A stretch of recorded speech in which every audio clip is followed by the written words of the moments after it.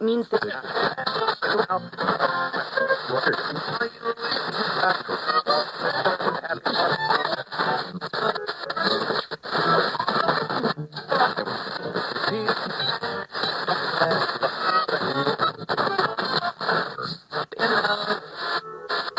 do it.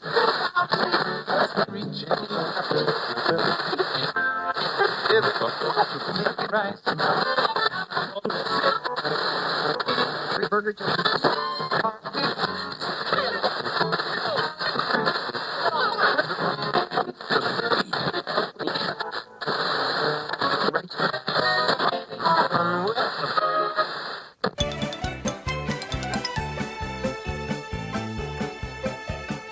Welcome to the third hour of Air Checks. Suspense is a radio drama series broadcast on CBS Radio from 1940 through 1962. One of the premier drama programs of the golden age of radio, was subtitled radio's outstanding theater of thrills and focused on suspense thriller-type scripts, usually featuring leading Hollywood actors of the era. Approximately 945 episodes were broadcast during its long run, and more than 900 still exist. Suspense went through several major phases, characterized by different hosts, sponsors, and director/producers. Formula plot devices were followed for all but a handful of episodes. The protagonist was usually a normal person suddenly dropped into a threatening or bizarre situation. Solutions were withheld until the last possible second, and evildoers were usually punished in the end. In its early years, the program made only occasional forays into science fiction and fantasy. Notable exceptions include adaptations of Kurt Max Donovan's Brain and H.P. Lovecraft's The Dunwich Horror, but by the late 1950s, such material was regularly featured. Here is Life Ends at Midnight as originally broadcasted on February 17, 1944.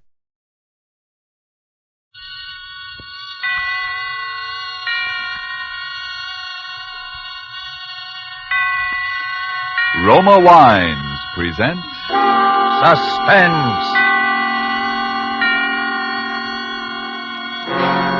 Roma Wines, made in California for enjoyment throughout the world. Salute. Your health, senor. Roma Wines toast the world. The wine for your table is Roma Wine, made in California for enjoyment throughout the world.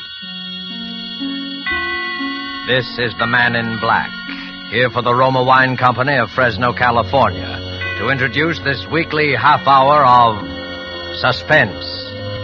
Tonight from Hollywood, Roma Wines bring you Miss Fay Bainter, Mr. Ralph Morgan, and Mr. Dane Clark in a suspense play dealing with a mother and a son and a lodger who kept an appointment with death. And so, with Life Ends at Midnight, and with the performances of Fay Bainter as Mrs. Bates, of Dane Clark as her son Walter, and of Ralph Morgan as Mr. Chalmers, we again hope to keep you in suspense.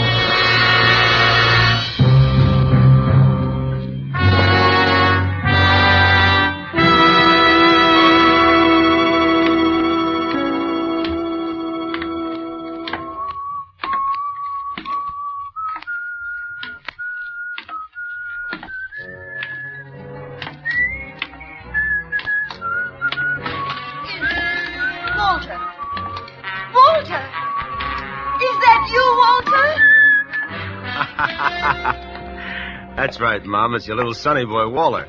You still remember my whistle, eh? Oh, yes, But what I didn't know. Never know when I'll turn up, eh, Mom?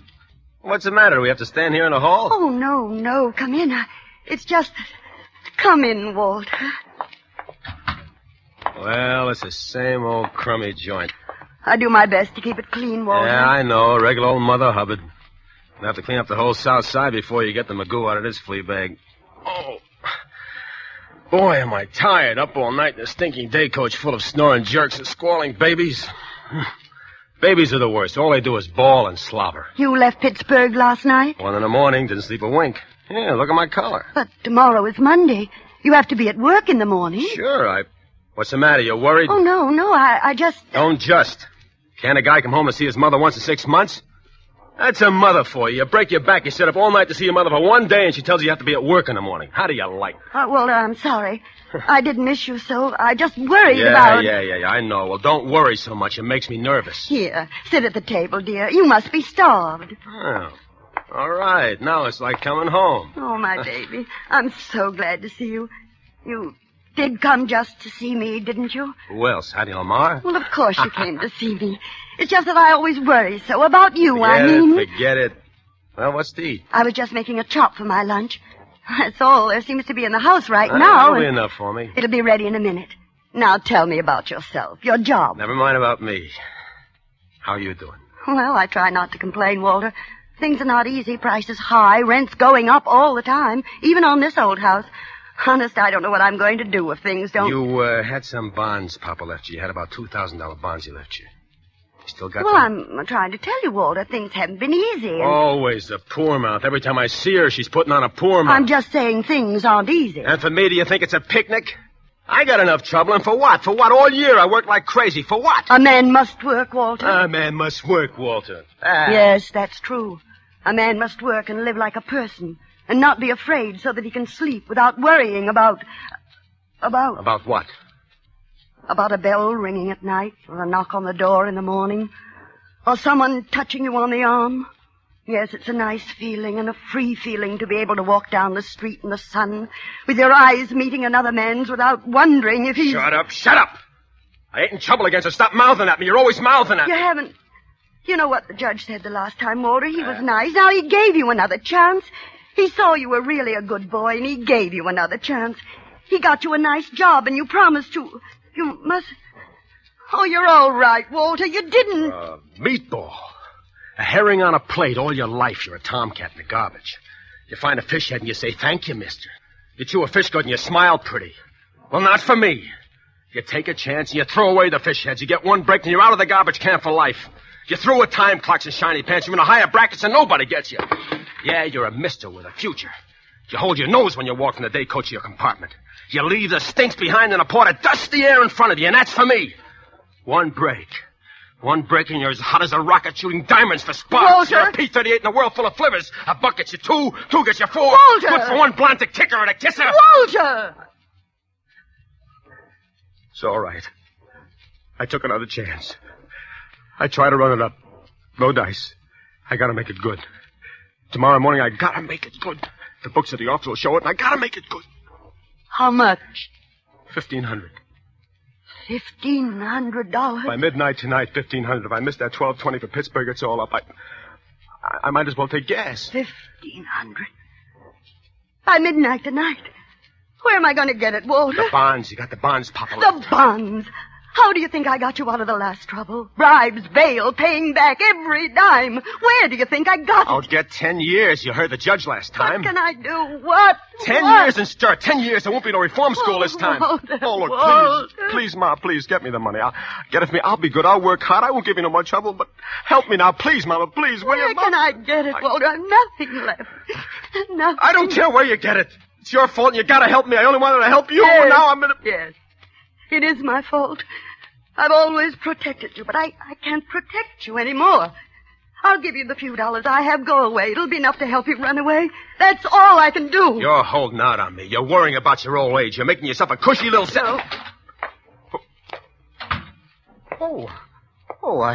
I'm sorry. I hope I'm not intruding. Who's this? Oh, Mr. Chalmers. This is Mr. Chalmers, Walter. He has the back bedroom. This is my son, Walter, Mr. Chalmers. How do you do, Mr. Bates? I feel that I know you very well. Your mother and I sit here in the kitchen sometimes over a cup of tea, and she talks about you for hours and hours. Yes, I can see why Mother is so proud of you. How do you do, Mr. Bates? Yes, you're a fine-looking young man. Mrs. Bates, if you'll excuse me, I'm just going to the corner for my paper. I think that little man with the tiny mustache, you know who I mean, the insurance agent, I think he might call again to collect. Please tell him to go away. You will do that for me, Mrs. Bates. Yes, Mr. Chalmers. Thank you, Mrs. Bates. Tell him not to come back any more. I don't want to pay any more on the policy. You remember I told you my nephew was very sick in Spokane? Yes, Mr. Chalmers. Well, the poor young man passed away, yes. I was going to leave him a few dollars when I died. But now, well, I have no one left at all. And, well, $1 a week. You'll tell that to the little man with the tiny mustache? Yes, Mr. Chalmers. Thank you, Mrs. Bates.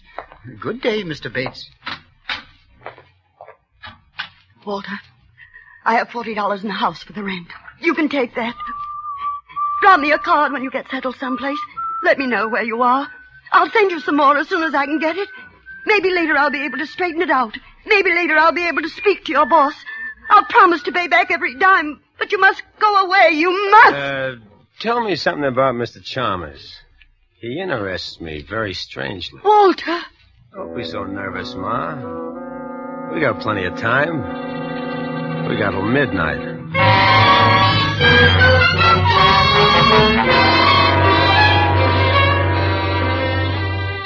Tonight for Suspense, Roma Wines bring you as stars Fay Bainter, Ralph Morgan, and Dane Clark. You have heard them in the prologue to our suspense play this evening, Robert Tallman's story, Life Ends at Midnight.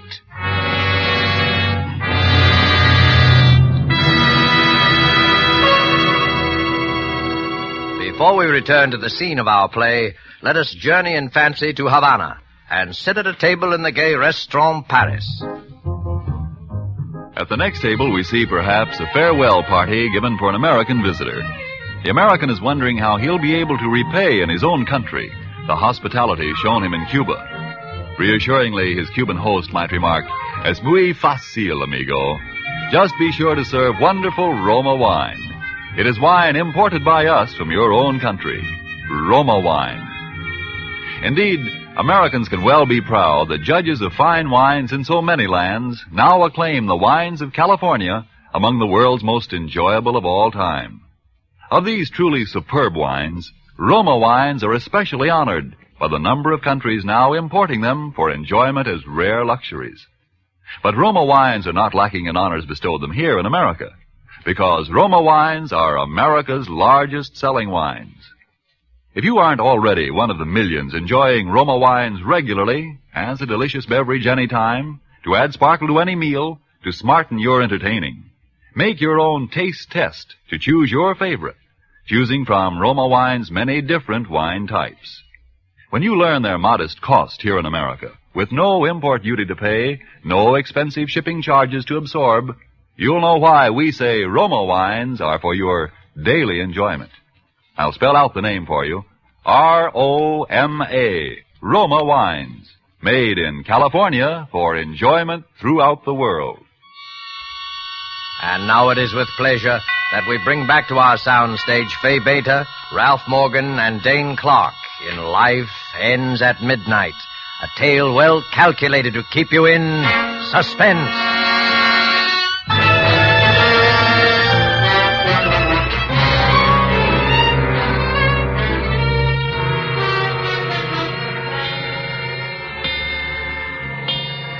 Yes, I do think I'll have another cup if you don't mind, Mrs. Bates. Now, Mr. Chalmers, suppose you look at it this way.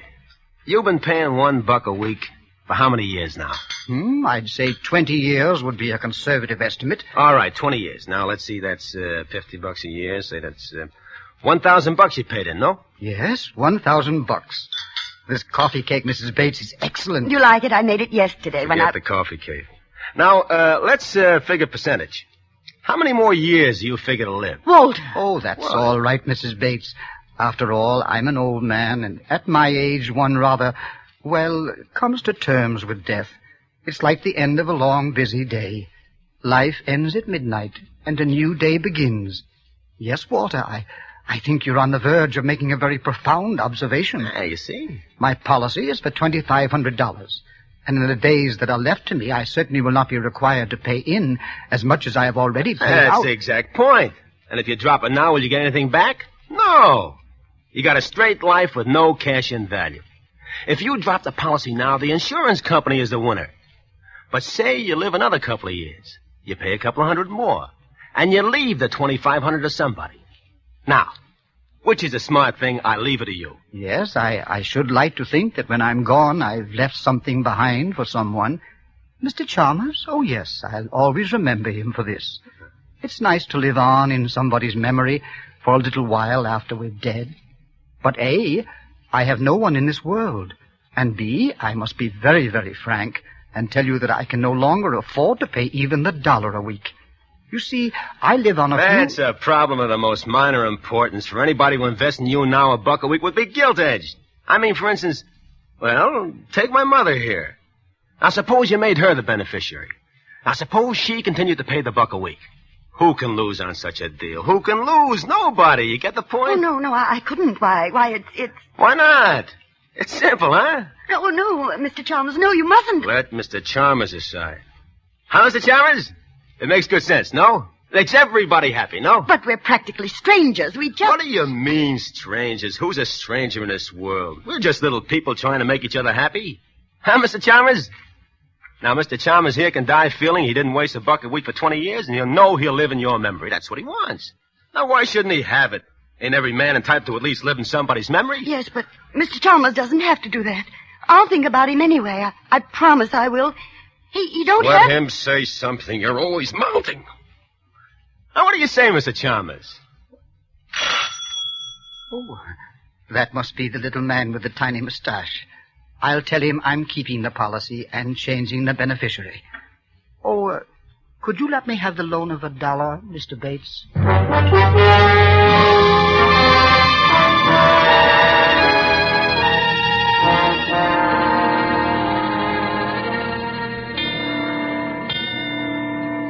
Hurry it up, will you? The old man's coming home in a minute or two. He takes a nap about this time. I want this ready for him. Oh, relax, Sonny, relax. I can't finish this job today. What are you giving me? It'll take a joint and another length of pipe. Oh, fix it up. You're a good plumber. You can fix it up for now.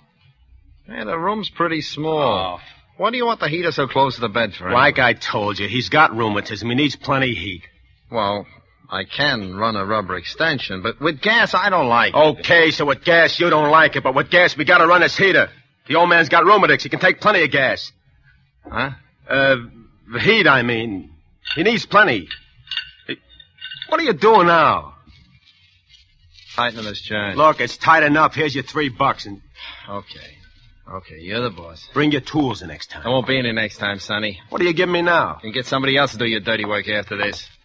So long, Skippy. Skippy? Well, come on, Skippy. Pull yourself together. We got work to do.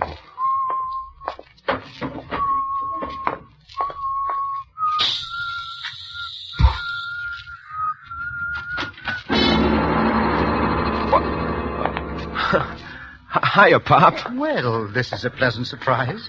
Yeah, this used to be my room. The steam don't come up here so good, so I talked the old lady into fixing this up for you. Well, that was very thoughtful of you, Walter. Thanks. I stuffed up the cracks in the window, too.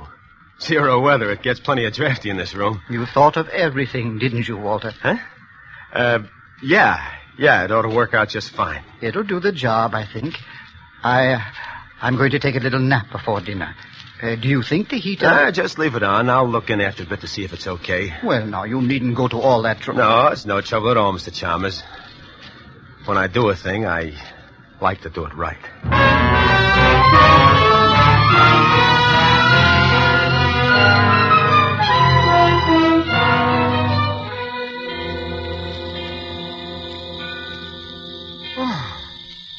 Well, who's there? Is that you, Walter? Yeah, go on back to sleep, Pop. I'm just turning the heater off. It's getting stuffy in here. Oh, you're a good, considerate boy, Walter. Oh, I'll skip it. Go on back to sleep.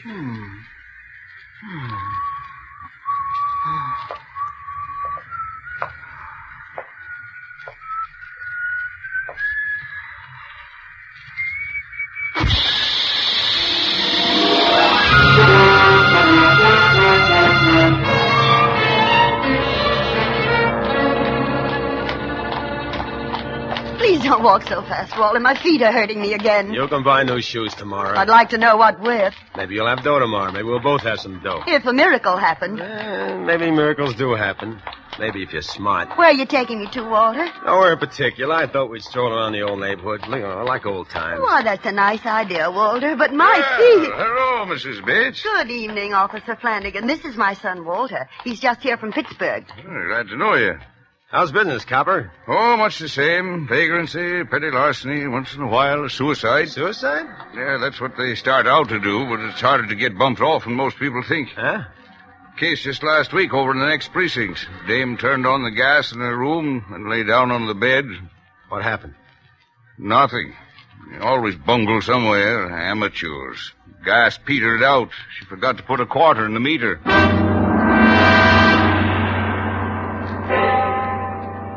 7 o'clock. I got to call in. Well, good night, Mr. Bates. Good night, officer. Nice to meet you, Walter.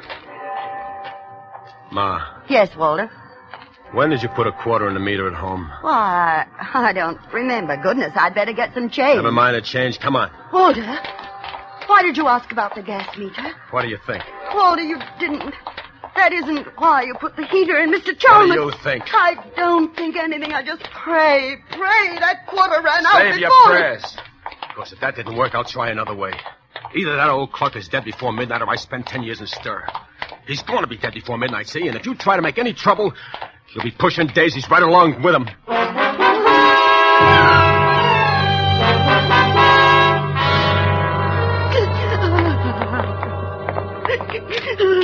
Stop sniveling. We're going in there now. Now, look, if it took, scream your head off, or I'll give you a reason to scream. Gas. I can smell it. Come on.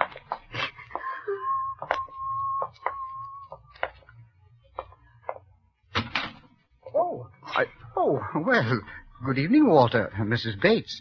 I was just on my way out. Oh, Mr. Chalmers, you're all right. You're all right. Of course he's all right. What's eating you? I have a slight headache, it's true, but a brisk walk in the open air will cure that, I'm sure. Hey, will you look at this? What is it, Walter? Well, this hose on a heater. Huh. Got unhitched.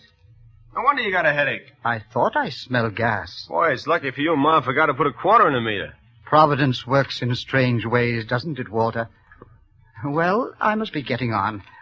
I'll be coming home rather late, Mrs. Bates, so I'll just let myself in. How late? Well, I thought I'd stop at the neighborhood picture house for dinner. That'll be around 9 o'clock. So I imagine I won't be home much before 11. Mr. Chalmers, there's something I wanted to... Yes, Mrs. Bates. Walter's a good boy at heart, you know, but he's been in some trouble lately, and... Is there anything I can do to help, Walter? Yeah, plenty. I'll tell you all about it when you get back. Come on, you better run along now, Mr. Chalmers. You don't want to be late for that picture. Yes, of course. Well, good night, Mrs. Bates. Mr. Chalmers, Good night, Mr. Chalmers. Yes, good night. Oh, Walter, Walter, no! No, my book, no! You were going to tell him, weren't you? Walter. You'd like to send me to the chair, wouldn't you? You struck me, Walter.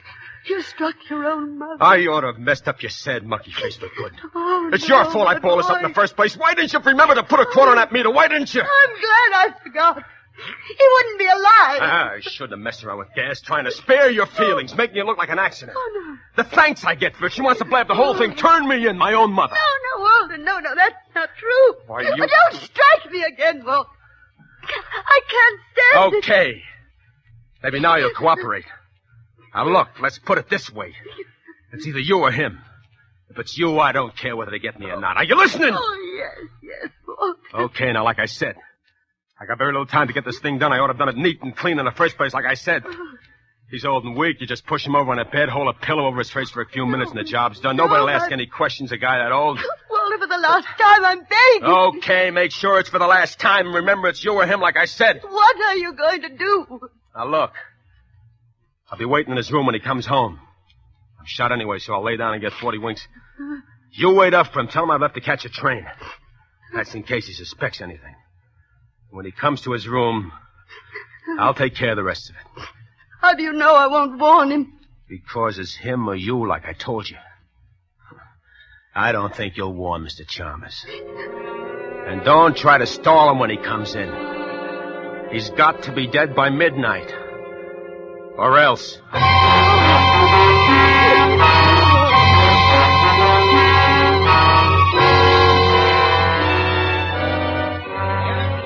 Get the evening paper here.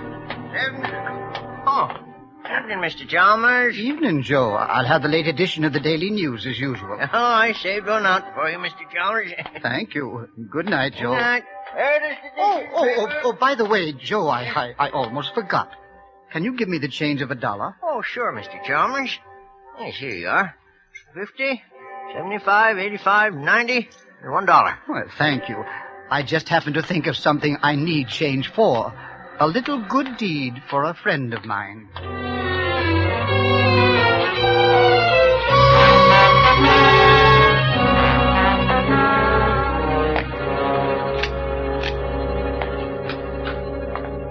Oh, Mr. Chalmers. Well, I didn't think you'd be up so late, Mrs. Bates. I waited up especially.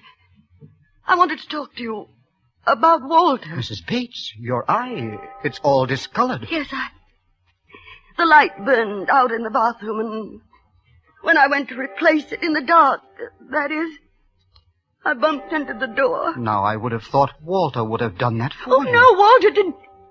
I mean, Walter's left already. He had to catch the 12:20 for Pittsburgh, you know. But it's only 11 now. The clock... Perhaps he had some things to do on the way, I mean. Of course. Well, I'm afraid I must be getting on to bed. No, not just yet. I mean, won't you sit down for a minute and have a cup of tea with me? Well, I'd like to, but tea keeps me awake, Mrs. Bates. I'll be getting along to my room now, if you don't mind. No, don't go into that room, Mr. Chalmers. Why, Mrs. Bates, whatever's the trouble? My son, Walter, there's something I must tell you. Forgive me, Mrs. Bates, but I'm an old man, and I need my rest. If it could possibly wait until morning... No, it can't wait until morning. It's got to be told before midnight. What was that? Sounds like someone moving about in the back of the house. One of the shutters. It's loose. The wind... Oh, you were saying, Mrs. Bates? Nothing. I can't tell you after all. I'm afraid. I'm afraid to tell it. Afraid. There, Mrs. Bates.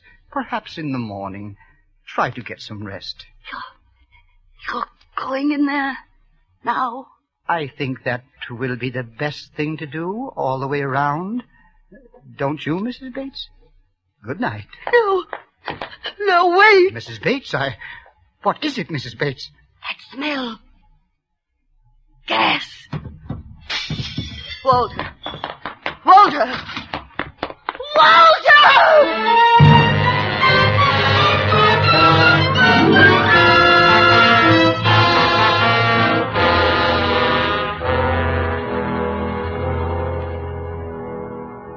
Why don't you lie down for a few minutes, Mrs. Bates?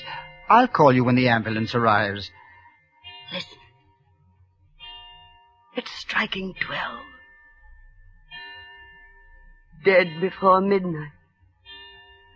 That's what he said. Dead before midnight. Poor lad. Fell asleep. If only I hadn't remembered to go back for that change. You did it?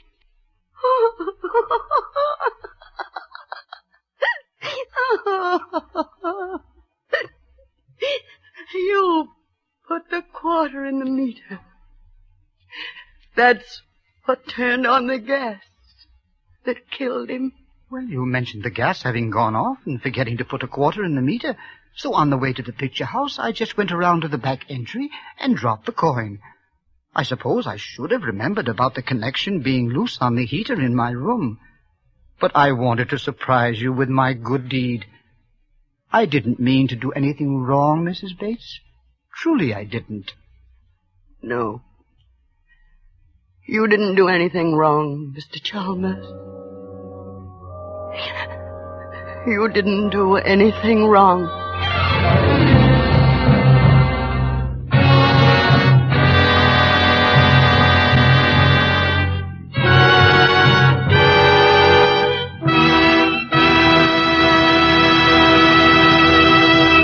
And so closes Life Ends at Midnight, starring Fay Bainter, Ralph Morgan, and Dane Clark. Tonight's tale of Suspense. Miss Bainter appeared by courtesy of Metro-Goldwyn-Mayer, producers of Madame Curie. Dane Clark is currently being seen in the Warner Brothers production Destination Tokyo. Before Ralph Morgan returns to our microphone, let me give you a suggestion. A suggestion you will find can add to the success of your next dinner party at home. At one end of the dining table, place a bottle of Roma Wine's not sweet, not dry Burgundy. At the other table end, place a bottle of Roma wine's delicately delicious sauterne. Then, let each of your guests select the Roma wine to his liking. You'll know that whatever the individual choice of a guest, both of these Roma California wines will delight by their superb quality, the quality that has made Roma wines America's largest selling wines. Whichever of Roma wine's many different California wine types you choose at your dealers, the small purchase price he asks will surprise and delight you, while the superb quality of these good Roma wines will win your full accord with the judgment of wine experts of many lands that Roma wines are truly magnificent. Let me repeat the name. R-O-M-A, Roma wines, made in California for enjoyment throughout the world. This is Ralph Morgan. First, I'm sure I speak for all of us, Miss Bainter, Mr. Clark, and myself, in saying how much we have enjoyed appearing on Suspense this evening. We will all be listening, as we hope you will, next week when Miss Agnes Moorehead is your star in one of the most talked-about plays ever to be presented in this series, called Sorry, Wrong Number. And now one more word. Here's something our fighting men may never forget. The price of victory is sacrifice. You help bring the victory nearer when you make the sacrifices that make it possible for you to buy more war bonds.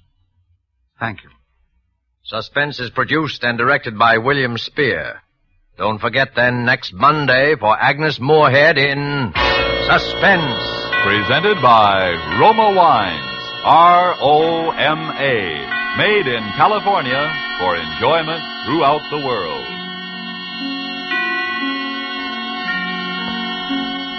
This is CBS, the Columbia Broadcasting System.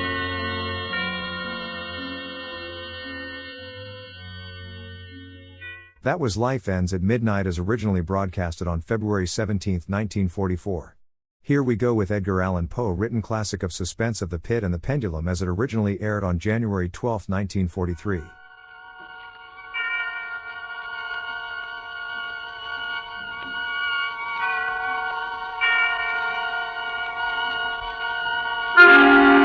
Suspense.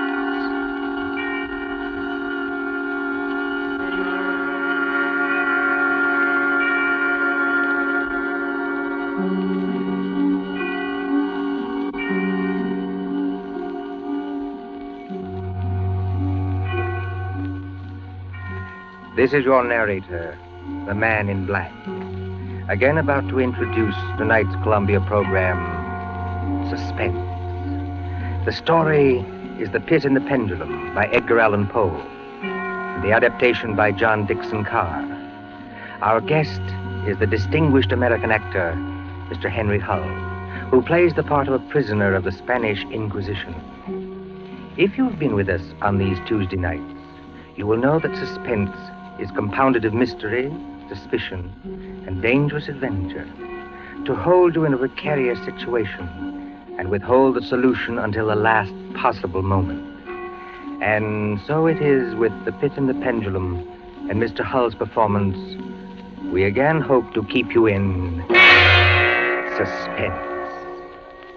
And now, The Pit and the Pendulum.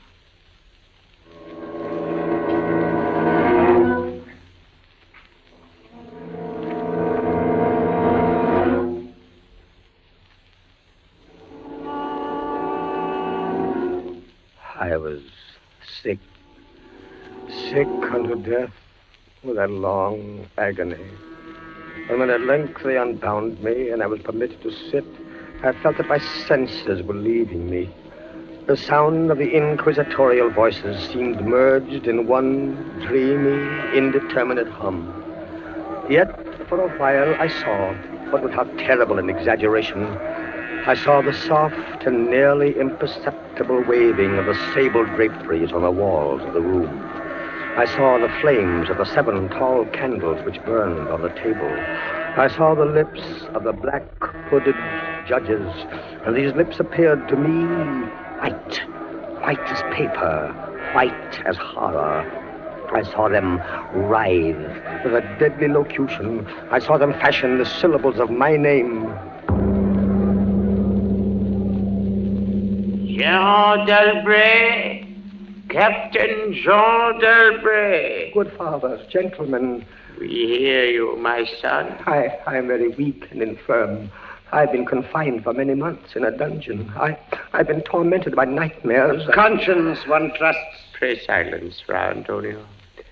Even now, I have no knowledge of where I am or to whom I may be speaking. You are speaking to me, my son. I am Fra Pedro de Espela, prior of the Dominicans of Segovia and Grand Inquisitor of all Spain. Is this the court of the Inquisition? It is. Oh, then God help me. He will help you, my son, if you trust him. But I am a French officer. That is true. A soldier and creature of the arch-fiend Napoleon Bonaparte. But a French officer nonetheless. A prisoner of war. By what right do you try me in this court? Let the clerk read the charges against this prisoner.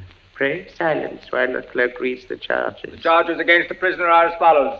Imprimis, that he is one Jean d'Albret, a captain of artillery in the army of Bonaparte, so-called Emperor of the French. This means nothing, as the prisoner says. It is no crime. Proceed. Item, that on the 4th day of September in the year of our Lord 1808, that said Jean d'Albret did wed, espouse, and marry the most noble lady, the Doña Beatriz Valdez, niece of and ward of the illustrious... One moment.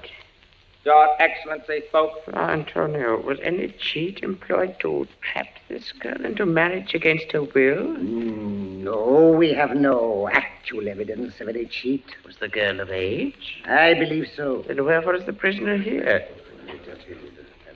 This marriage was a deplorable thing, if you like. Bonaparte himself is almost at the gates of Madrid.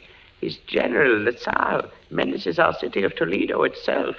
But lawful marriage, however regrettable, is no sin or crime. There are other matters in the indictment, I think. Then continue, but give us nothing that is not material. Item, that on the 12th of October, 1808, the Sir Jean d'Albret, being in command of a 5-gun battery of light artillery, did direct the fire of his guns against the Holy Church of St. Martha the Innocent. What? And thereby of his wicked malice destroyed that church utterly.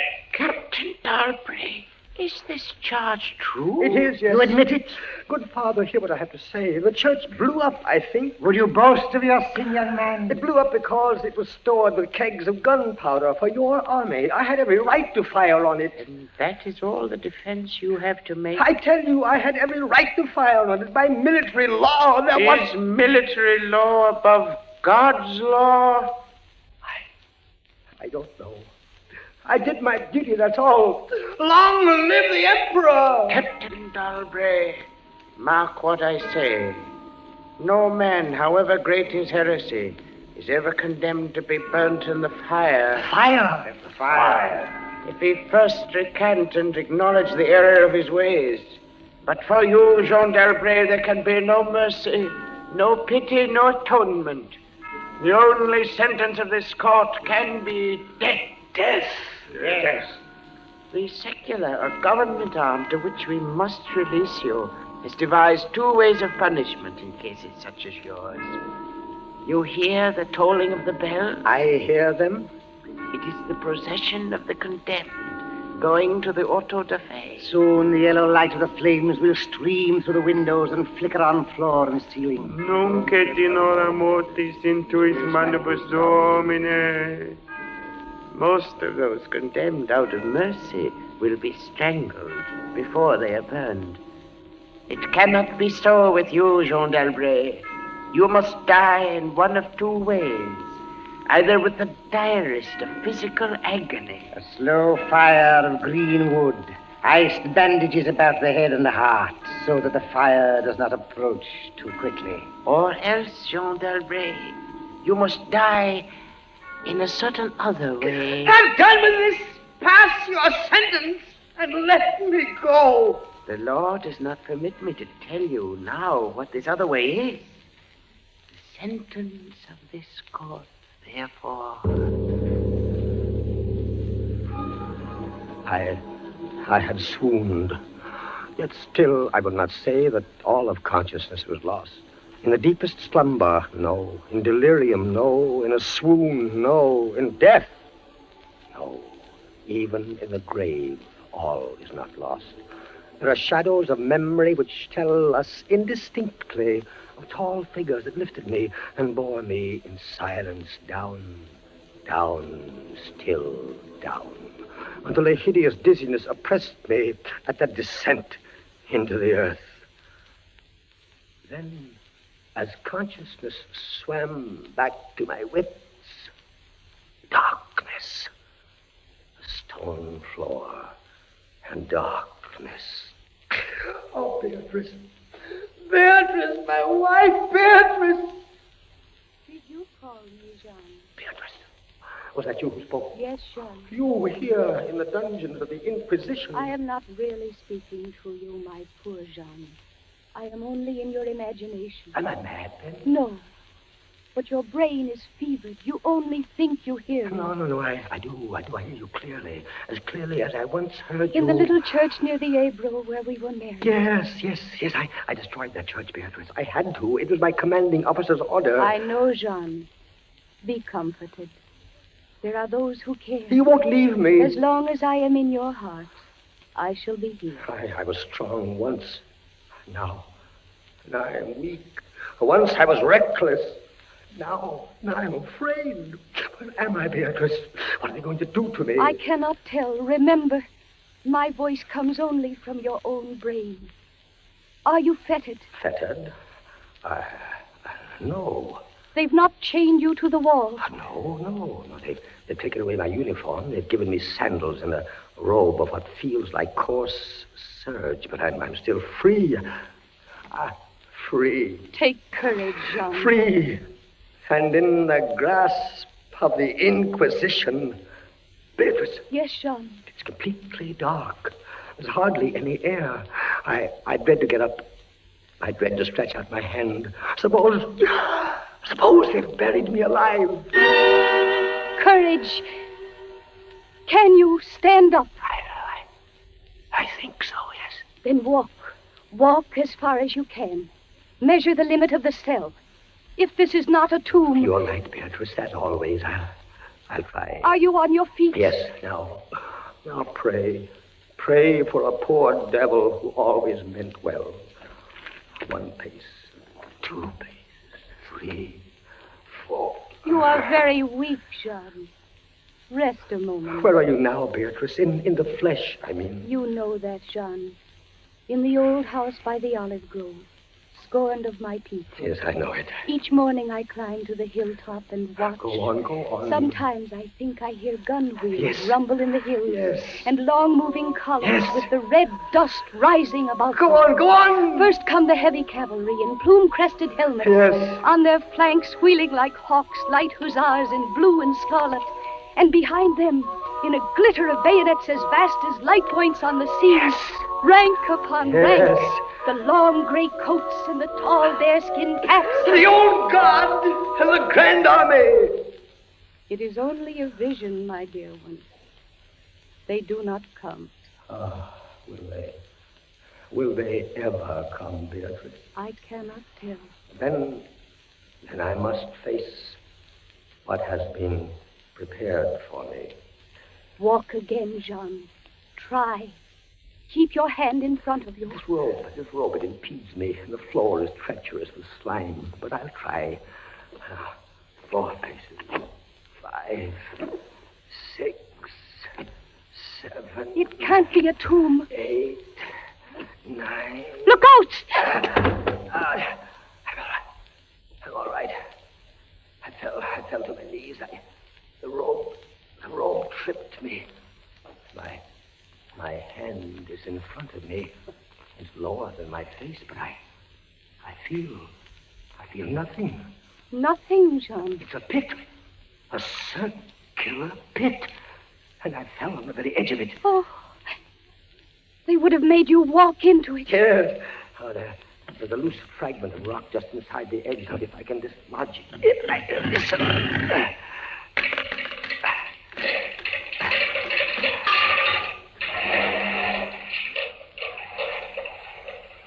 Water.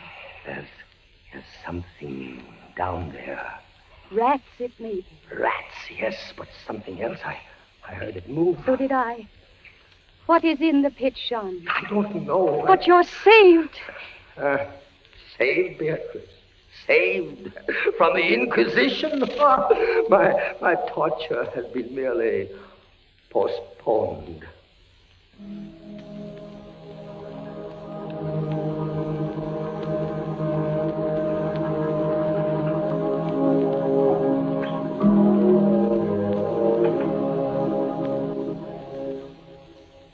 At last, a deep sleep fell upon me. Sleep like that of death. How long it lasted, I know not. But when I opened my eyes once again, I could see. Yes, see. My prison was large and lofty. Its walls formed of massive iron plates, bolted or joined together. A wild, sulphurous luster, I could not trace its origin, lit up the dungeon, and the circular pit, and the crudely daubed skeleton figures painted in evil colors on the iron walls. Skeleton figures, demon figures, gargoyle figures. Their colors a little blurred, as from the effects of the damp. It must approach you slowly and force itself into your mind. It must stalk you like a tiger. It must bring you face to face, at last, with the King of Terror. When I regained consciousness, I lay on my back and at full length on a low framework of wood. To this framework, I was securely bound by a long fastening resembling a surgical bandage. Bound? But why? Why? The bandage passed round and round my body, leaving at liberty only my head and my left arm. With much exertion, I could supply myself with food from an earthen dish on the floor beside me. It was meat, highly seasoned, but there was no water. Beatrice! Beatrice, where are you? Here, Jean, as always. Your voice sounds stronger. Does it, Jean? And I can see you now. I can see you as clearly as I saw you months ago. How I wish it were true. Your bonnet and the parasol you carried in summer, and the high-waisted blue dress. You are weaker, my dear, and more fevered. Have I been asleep? Yes, John. They must have been here while I slept. They bound me. Why? Stop those voices! Stop them! Mine too, Jean. I am not here either, you know. Don't drive me away. Beatrice, look. Where? At the ceiling of this room, 30, 40 feet up. What do you see? I see painted on the ceiling a figure of Father Time. Anything else? But Father Time carries no sign. No. He carries instead what looks like a gigantic pendulum from an ancient clock. About one thing, I swear I'm in my right senses. I saw that pendulum move. A painting cannot move. Yet I swear the pendulum did move. It swung a little back and forth, just like a real pendulum. Try not to trouble your brain. That pendulum is real. Beatrice, take care. Take care of what? You're not looking at the pendulum now. Take care of the rats from the pit. I see them. They're swarming out in dozens. You can see their eyes glitter. One of them ran across the hem of your dress. Did it, Sean? What did they want? They caught the scent of the meat in the dish beside you. But they'll not get it. Go away, you vermin! Move your hand above the plate, Jean. Move. Beatrice, where are you going? I could hardly hear you. You are sending me away, Jean. Sending you away? My poor loved one. You can't bear to see the rats running about my feet. Beatrice!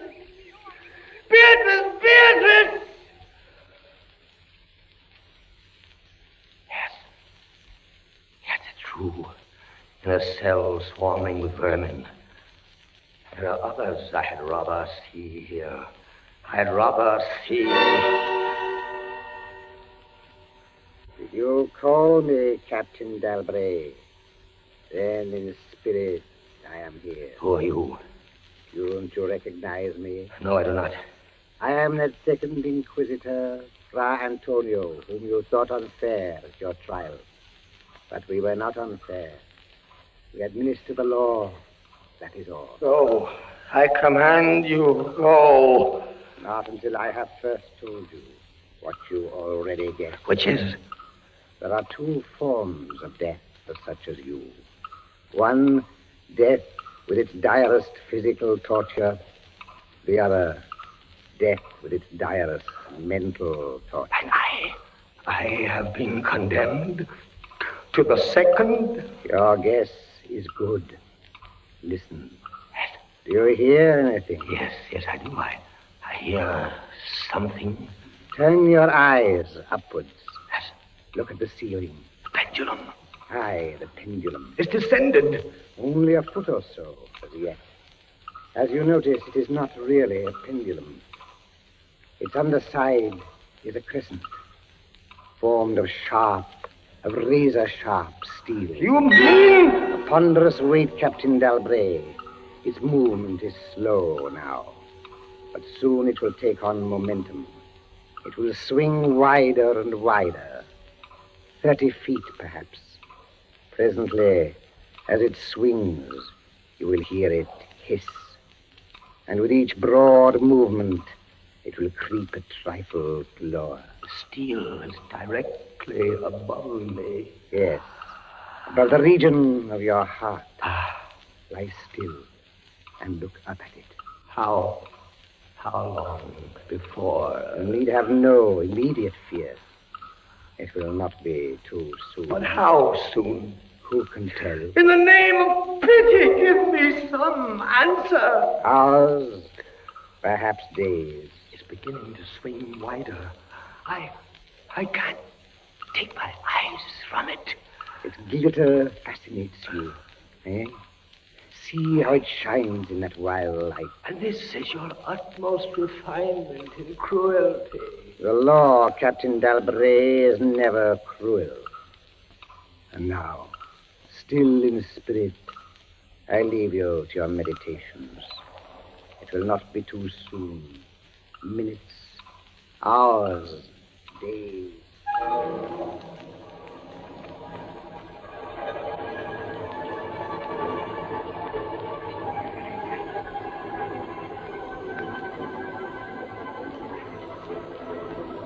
Down, steadily down it crept. Days passed. It might have been many days before it swept so closely as to fan me with its morbid breath. Minutes, hours, days. The odor of the sharp steel forced itself into my nostrils.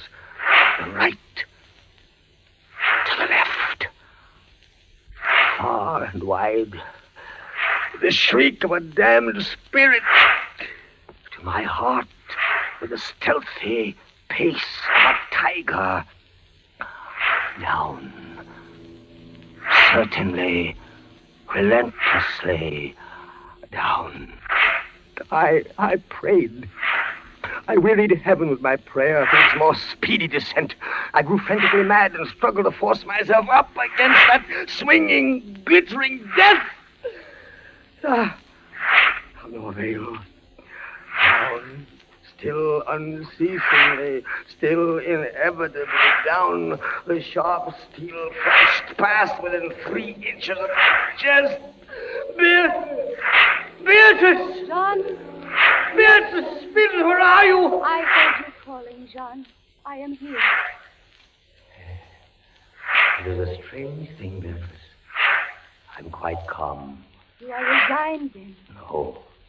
That is the strange thing. Even now, I am not resigned. Is there a way out? How can there be? 10, 12 more vibrations, and it will fray the serge of my robe. Only lightly as a razor in a delicate hand. There will be many sweeps before it bites deep. No, I can't escape it. You kept me away from you, Jean. You locked me out of your thoughts. If I am here only in your thoughts, why should I fear the rats? The rats! You open your eyes and your eyes blaze. What is it? The rats! Do they still swarm here? Across the floor and over the meat platter. They have taken nearly all your food. Yes, of course, they're ravenous, and they have sharp teeth. Well... The meat is oily and spiced. If I take what remains of it, scatter, you vermin! And rub that meat from the bandages that hold me here. Try it, John, try. It may be too late. If I leave my body a fraction of an inch up. Try it, I tell you, try. But look, they scatter as soon as I do try. But they are watching you. I can see their eyes glitter. They're creeping back. Can I stand the rats crawling across me? Can the flesh bear it? One of them has leaped on the wooden framework. Another follows. They're gnawing at the bandage. 7, 8 more sweeps of the pendulum. The bandage, give way. A little Lie still, Jean, lie still. 10, 12, a dozen rats now. Is death, I wonder, worse than this disgust? A dozen sharp knives could do no better. The bandage is loosened to ribbons. Now, if you move sideways, carefully, and drop to the floor. Beatrice, I can't move. My arms and my legs are numb. There is no power. The steel has frayed your robe. A minute more will be too late. Try. Then with all the strength that is in me, and all the hate that I bear my enemies... Free! A second free! Jean. The pendulum stops. They are drawing it back up through the roof. Each move I make is watched. You never doubted. Yet with all they could do to you, they have failed twice. They will not fail. No more dallying with the king of terrors. What else can they do? I can't say. See how the rats gnaw in silence at that bandage. To what food, I wonder? But you escaped the pit. I escaped it once. Listen. What do you hear? A groaning. It's a grinding as of metal. It was only the cogwheels of the pendulum. I think not, Beatrice. Why not? It seemed to come from behind those iron-plated walls. It seemed to shake the dungeon as a mill wheel might shake it. Stand up, my poor Jean. Get up off your knees. I can't, Beatrice. I can't endure anymore. The paintings on the walls of this dungeon, the skeletons and imps and devils, they seem different. They are different. The colors sharpen and grow bright. The demon's eyes glare. The skeleton hands outstretch.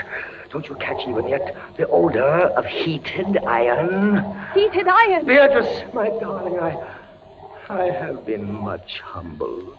But I won't have you see me in tears. I order you to go. John, in the name of heaven. Beatrice! You're sending me away. Yes, John. in the name of heaven. Go!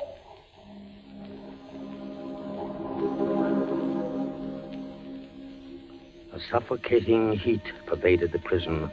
A deeper glow settled in the painted eyes that glared at me. I could draw no breath of air into my lungs. Against the loom of that fiery destruction, the thought of the pit and its coolness come like a soothing balm. I staggered to the edge of the pit. I looked into it. The enkindled walls and roof lighted it to its depths. Yet for one wild moment, even then, I refused to believe the horror of what I saw beneath me. Does the pit please you, Captain Dalbray? Not the pit! Merciful God, anything but that! And how shall you avoid it? Look. This dungeon has changed its shape. That is true. The walls are closing in. It was formerly a square. And now it is flattening slowly toward the center to force me into the pit. Of course. It'll force you along with me. Again, apparently you must be told, Captain Dalbray, that you are speaking only to your own sick fancy. I am not here at all. Farewell. And now closer and closer through the red burning walls, forcing me into the pit with a swiftness that left me no time for thought.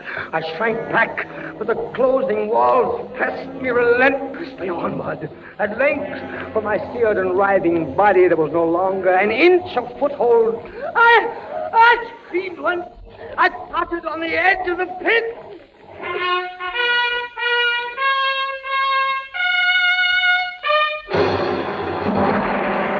The walls rushed back. An outstretched arm caught my own as I was about to fall fainting into the abyss. It was that of General LaSalle. The French army had entered Toledo. The Inquisition was in the hands of its enemies. Vive la France!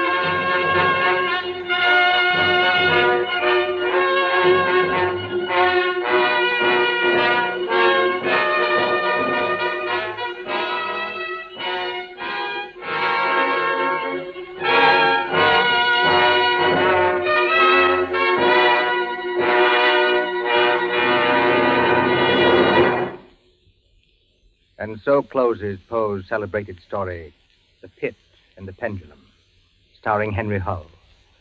We invite you to another adventure of suspense next Tuesday at the same hour. Until then, this is the Man in Black saying good night.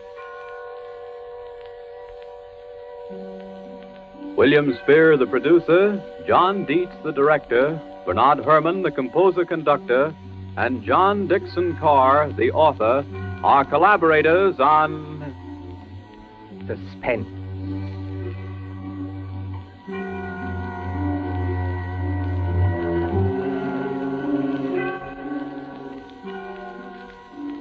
This is the Columbia Broadcasting System.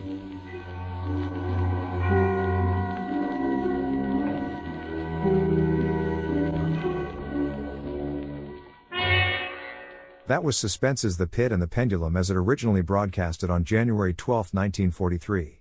Well, that is it for Air Checks. Stay tuned for more Halloween theme in the month of October as it continues. Air Checks is a 3-hour podcast split into 1-hour segments and is uploaded every Saturday and Sunday. See you at the same time and the same channel.